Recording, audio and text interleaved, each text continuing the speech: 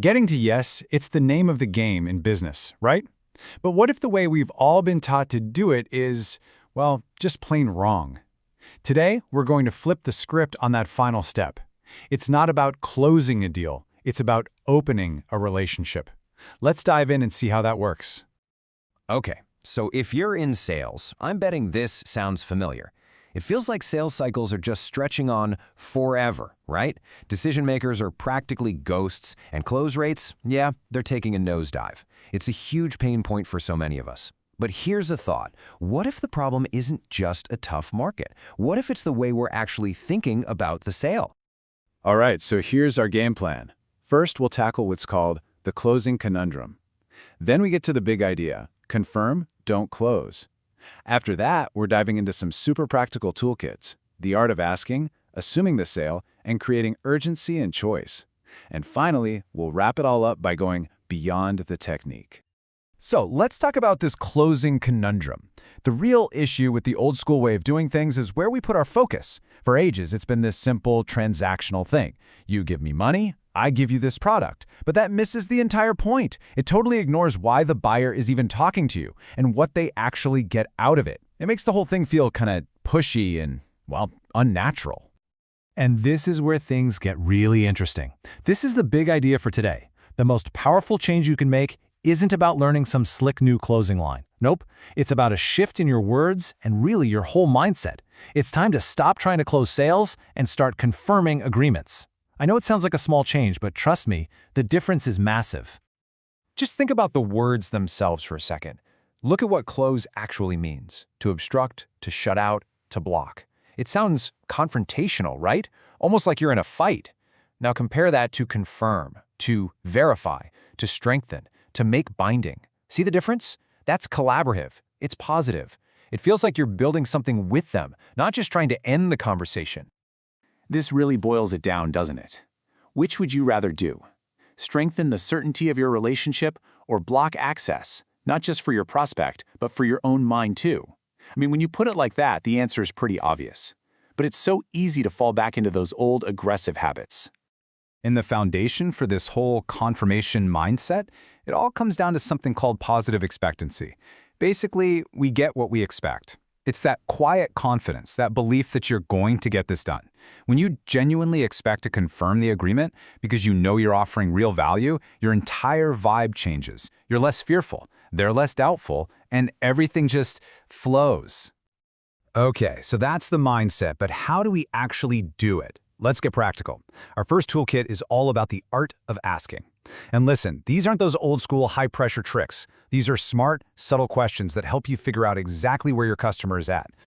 First up, we have what are called trial closes. The best way to think about these is like gauging the temperature of the conversation. You sprinkle them in throughout the entire process, not just at the very end. They're just little questions to gauge their interest and get some feedback. If they sound positive, great. You know you can move forward. If they're a little hesitant, that's your cue that there's still some ground to cover. And here are a few examples you can literally start using today. Things like, how does this solution sound? Or, what's your impression so far?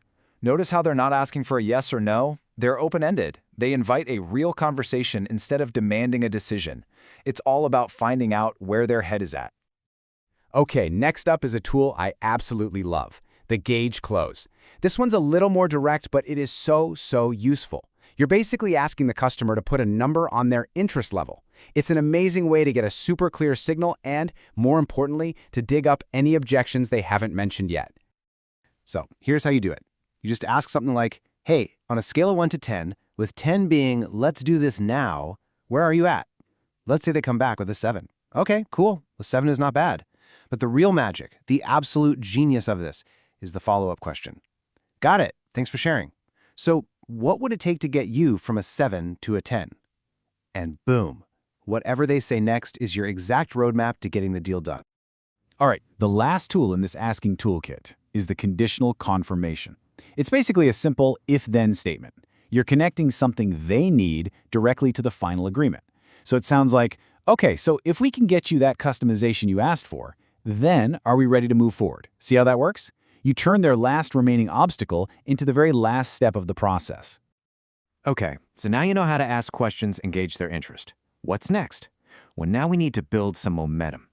This next toolkit is called Assuming the Sale, and it's all about projecting confidence to help guide a prospect who might be stuck on the fence. A perfect example of this is the ascending close. I like to call it the staircase method.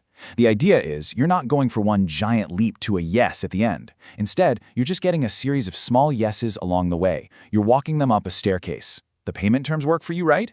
Yes. And you said you like the quality?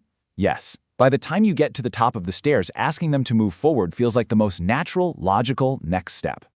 And you've probably heard of this one, the legendary puppy dog close. The psychology here is just brilliant. You know how a pet store might say, hey, why don't you take this puppy home for the weekend? No obligation. They know full well that once that little guy is part of your family, you're never bringing him back. In business, this is your free trial, your money-back guarantee. You let them experience the value because you're confident that once they have it, they won't imagine life without it. All right, on to our last set of tools. This one is all about helping a prospect who's interested, but just hesitating. They're on the 1-yard line. This isn't about applying pressure, not at all. It's about giving them clarity and a helpful, gentle nudge to get them over the finish line. One of the easiest ways to do this is simply by giving them choices. You've got the alternative choice, which turns a huge yes or no decision into a much smaller one. Instead of, do you want this? It's, should we start with option A or option B? Then there's the multiple choice, where you narrow down all the possibilities to your top recommendations, maybe a high, mid, and low package. It just makes it so much easier for them to pick one and move forward. And last but not least, the scarcity close. Okay, big red flashing lights on this one. It has to be 100% genuine. You can't fake this. This is for that person who's ready to go but just needs a little push to act now. It taps into that classic fear of missing out, or FOMO. Maybe there's a real discount ending or you're low on stock. When it's real and used honestly, it's an incredibly effective nudge. So, we've gone through a bunch of different techniques, right? But let's zoom out for a second and bring it all home. The real goal here isn't to memorize a bunch of scripts. It's about truly internalizing this confirmation mindset so that all these little techniques just become a natural part of how you communicate. Because at the end of the day, the real secret to all of this, it comes back to the absolute basics. You have to ask yourself, is what I'm offering actually compelling for them? Do I really truly understand what they need? Have I made the value crystal clear? Because in this crazy competitive world, having a unique value proposition, something only you can offer, that's what gives you the ultimate edge. So I want to leave you with one final question to chew on. The next time you're about to have one of these conversations, just stop and ask yourself, am I trying to close a deal right now, or am I trying to open a relationship? Seriously, the way you answer that one question, it's going to change everything.